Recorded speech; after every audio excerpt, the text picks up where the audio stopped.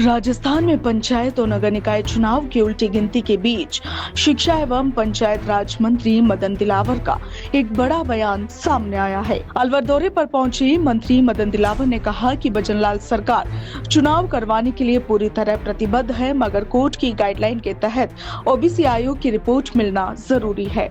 मदन दिलावर ने कहा कि जैसे ही ओबीसी आयोग अपनी रिपोर्ट सरकार को सौंपेगा, उसे मंत्रिमंडल में रखा जाएगा। रिपोर्ट पर विचार करने के बाद आरक्षण प्रक्रिया पूरी की जाएगी और फिर पंचायत और नगर निकाय चुनाव करवा दिए जाएंगे।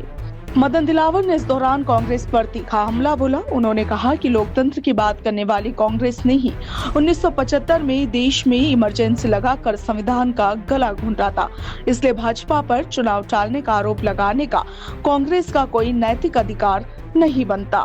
हालांकि दूसरी तरफ चुनाव की राह अब भी आसान नजर नहीं आ रही है। राजस्थान हाईकोर्ट ने चुनाव करवाने के लिए 31 जुलाई 2026 तक का समय दिया है और इस समय सीमा में अब सिर्फ कुछ ही दिन शेष बचे हैं, मगर राज्य निर्वाचन आयोग पहले ही सरकार को ये बता चुका है कि आरक्षण की प्रक्रिया पूरी होने के बाद भी चुनाव करवाने के लिए कम से कम 90 दिन का समय चाहिए।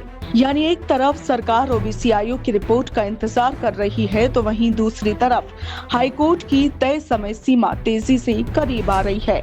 ऐसे में अब सबकी नजर इसी बात पर है कि आयोग अपनी रिपोर्ट कब देता है और चुनाव करवाने की दिशा में अगला कदम कब उठाती है।